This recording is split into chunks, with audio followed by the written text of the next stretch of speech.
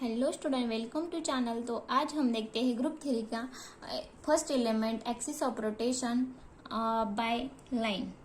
Okay, line line है symmetry element और operation है एक्सिस ऑफ रोटेशन। तो देखते हैं what is mean by C N. First, C N symbol for axis of rotation, N is equal to order of axis. Okay, order of axis.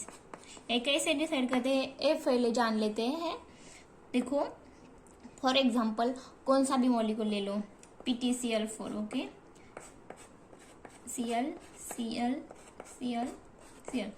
इसके बाजू में Pt is central platinum है। Pt means platinum is central metal atom और इसके साथ 4 atom हैं chlorine के। तो देखो यहाँ पे N की वैल्यू हो गई 4। एक कैसे डिसाइड करने का है, जब भी हम वो मॉलिक्यूल रोटेट करते हैं तो वो आइडेंटिकल या इक्विवेलेंट आना चाहिए, इसीलिए इसका एक्सिस ऑफ रोटेशन हो गया 4। और सीधे से मैं बताती हूँ, देखो यहाँ पे कितने एटम है सेंट्रल एटम के बाजू में 1 2 3 4, तो N की वैल्यू वही 4। लेकिन ये कभी सेटिस्फाई होता है ऑल मॉलिक्यूल एक्सेप्शन है linear molecule. Okay, linear molecule में जो एटम साइड में है इतनी N की वैल्यू नहीं होती है। तो देखो ये आपकी स्क्वायर प्लेनर है स्ट्रक्चर, तो ये 90 डिग्री का है, तो ये 90 यहाँ जाएगा, ये यहाँ इक्विवेलेंट स्ट्रक्चर आता है, इसलिए N की वैल्यू हो गई 4। और देखो 360 डिवाइड बाय 90 डिग्री रोटेट करने से इक्विवेलेंट स्ट्रक्चर आता है, तो 90 तो 4।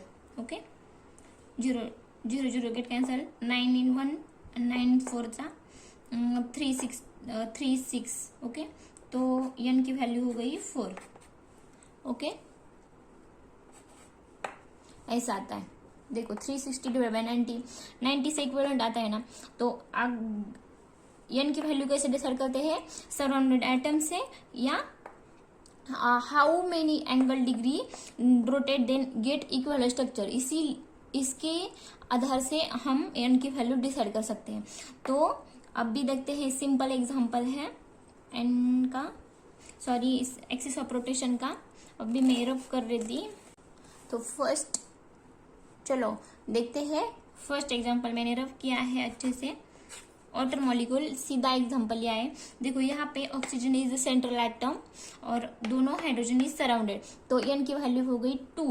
N is equal to 2। Then molecule rotate 180 degree. देखो पहले क्लॉकवाइज भी रोटेट कर सकते हैं और एंटी क्लॉकवाइज भी, तो हम पहले क्लॉकवाइज रोटेट करेंगे, तो ऐसा दिखाने का। ओके, यहाँ पे C2 एक्सिस लिखने का, C2 N की वैल्यू हो गई 2। देखो 360 डिवाइड बाय 180। ओके, N की वैल्यू हो गई 2। तो इसका मतलब है वो 180 डिग्री से रोटेट करने के बाद क्या आता है, इक्विवेलेंट स्ट्रक्चर आता है। तो देखो H1 H2 यहाँ से पहले एक्सिस पास करेंगे। ओके, तो H2 के पोजीशन पे H1 आता है और H1 की पोजीशन पे H2 आता है, तो A हो गया equivalent structure. Okay, equivalent configuration. और फिर वो मॉलिक्यूल और 180 से रोटेट 1, यहाँ पे 1 लिखने का, C2 1 times, then C2 2 times. Okay, then इसका स्ट्रक्चर कैसा आता है, वाटर मॉलिक्यूल ऑक्सीजन हाइड्रोजन ए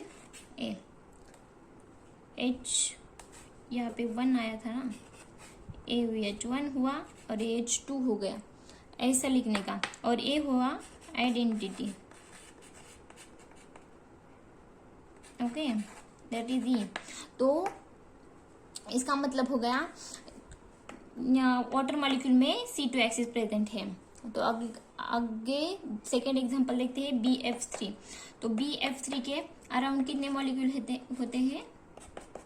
3। तो N की वैल्यू हो गई 3, C3 1। तो कहाँ से पास करेंगे, कौन सा एक्सिस पास करेंगे हम? Y axis. यहाँ से through B atom, boron trifluoride molecule का नाम है।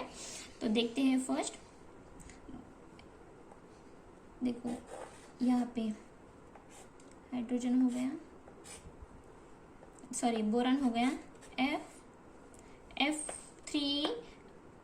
F2 के जगह जाएगा 2 1 के और 1 3 के। तो 1 इधर आया, F2 यहाँ आया और F3 यहाँ आया। ओके, सॉरी दिखाई नहीं दे रहा था क्या?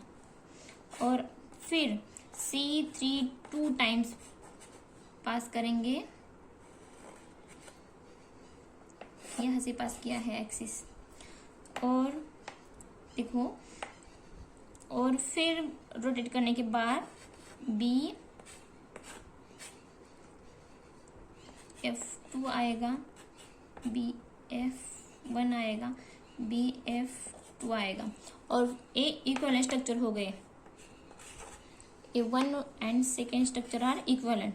Then C3 3 times, देखो बोरॉन F2 F1 और F3 ए आइडेंटिकल स्ट्रक्चर आ गया बोरॉन ट्राइफ्लोराइड का। तो अभी इस एग्जांपल से आपको क्या समझ में आया? आप सभी को देखो, CN⁻⁴ is gives identity. Okay, E मैंने सिमेट्री एलिमेंट में बता दिया था ना कि आइडेंटिटी किससे डोनेट करते हैं? E से। तो C4 का होता है E, C3 का 3 होता है E, C2 का होता है E। ओके, इतना समझ में आया? और एग्जाम्पल करेंगे क्या? आपकी मर्जी। और हाँ, BF3 में B और B एक्सिस प्रेजेंट है, वो मैं दिखा देती। BF 1 2 3। देखो यहाँ से और B एक्सिस पास करेंगे, सॉरी थ्रू C2 एक्सिस है, through B2 and B3 are exchanged and B and F1 are remaining as it is, क्योंकि यहाँ से एक्सिस पास हो गया है। C2 एक्सिस है, 180 से रोटेट करेंगे तो BF3 BF2 F1। ऐसे हम कितने एक्सिस पास कर सकते हैं? और BC2, देखो C2 is equal to identity. तो देखते हैं क्या आता है। Boron F2 F3 F1 identical आ गया, इसे आइडेंटिटी कहते हैं। और भी यहाँ पे और C2 है, देखो A और A वाला। अब अगले कलर से, आप निराली कलर से दिखा देती। AC2 है, AC2 है और AC2 है। देखो C2 1 C2 double dash C2 triple dash, 3 C2 है। तो BF3 में कौन से एक्सिस है? C3 है और C2 भी है। तो how to decide which is the principal axis? तो देखो, प्रिंसिपल एक्सिस किसे कहते हैं और सब्सिडरी एक्सिस किसे कहते हैं? S for subsidiary, A for axis, principal axis. Okay, जिसका ऑर्डर हाई होगा, देखो सॉरी ये यहाँ पे होगा C3 या C2, कौन सा नंबर बड़ा है? 3। तो C3 is principal axis and C2 is a subsidiary axis.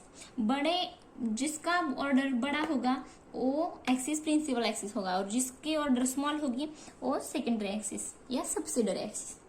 Okay, thank you for watching. और भी मैं एग्जाम्पल अगले वीडियो में कर लूंगी, और जब भी हम पॉइंट ग्रुप करेंगे तब सब इसका यूज करेंगे हम एक्सिस ऑफ रोटेशन के। Thank you for watching.